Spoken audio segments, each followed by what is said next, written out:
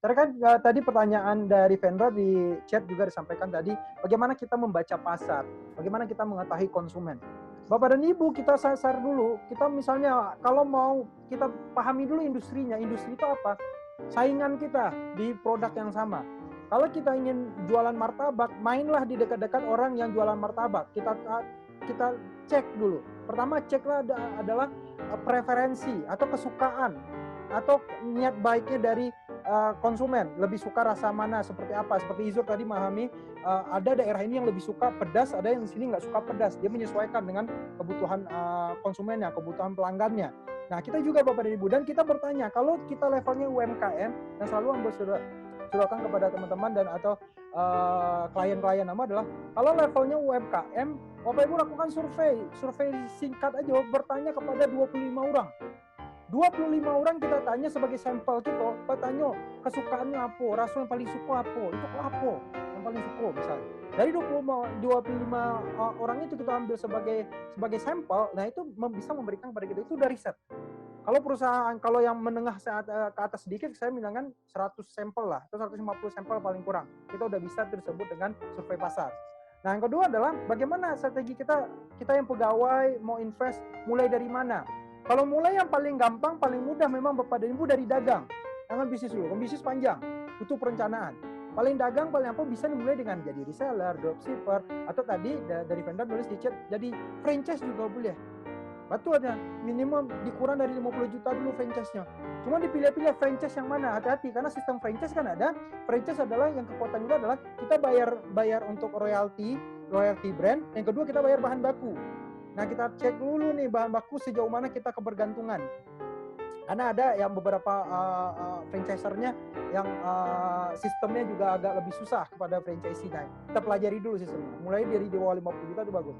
Karena kalau kita mau mulai bisnis sambil kita bekerja, itu susah Bapak dan Ibu. Karena bisnis nggak bisa disambil. Membangun bisnis nggak bisa disambil. Kenapa? Lah kita bisa menyambil itu kalau sistem udah jalan. Izur mulai terjun, dia generasi ketiga di pagi sore, itu dimulai dari jadi pelayan Bapak Ibu. Anak pemilik gitu ya, cucu pemilik tapi dimulai jadi pelayan. Candu sinetron drama Korea bentuk nampak dah ya Zul ya. Anak pemilik jadi pelayan, memang latihan Izur itu adalah latihan dari menghidangkan ke tengah bagaimana tadi pelanggan. Itulah kenapa merasa Izur bisa berbagi untuk kawan-kawan muda kita. Ini adalah pemilik sekian puluh cabang, belasan cabang, pakai mobil mewah, datang gaya gagahan, itulah patuh anak buah saja. Tapi enggak, dia disembunyikan datang sebagai karyawan di salah satu cabang misalnya, dilatih di situ dulu bagaimana kita mau mulai. Nah, dan bisnis tak bisa disambil Bapak dan Ibu. Disambil kalau sistem sudah terbentuk. Kalau sistem sudah terbangun baru kita itu bisa otomatis. Tapi kalau belum Bapak dan Ibu, nah kalau belum itu terbentuk sistemnya, jangan pernah menyambi bisnis. Bapak dan Ibu. Karena tidak akan fokus. Sayang 50 juta kita lah invest. Nah, bisnisnya sambil. Picayon kau orang mengalan. Orang itu sistem belum terbantu. Siapapun orang yang kita hadirkan di situ, itu akan menjalankan. Karena sense of belonging, kepemilikannya tidak sama jawab. Piti Jawa, ini keraju Jawa. Itu yang bahaya Bapak dan Ibu. Jadi kalau memang kita sebagai pegawai Bapak dan Ibu yang merencanakan pensiun, memulai dari apa? Mulailah dari yang sederhana dulu, mulai dari franchise. Kalau dari franchise, baru apa? Karena franchise sistem telah terbangun. Itu lebih kurang keraju kita. Kita modal PT, cari orang keraju akan ditraining oleh yang pemilik franchise, oleh pemilik brand, ditraining tuh. Sistemnya satu lah do.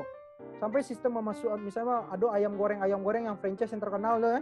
Nah, itu ayamnya lah disuplai. Apa yang disuplai? Karajo tukangnya hanya menggoreng sesuai dengan panduan. Sekian menit digoreng selesai.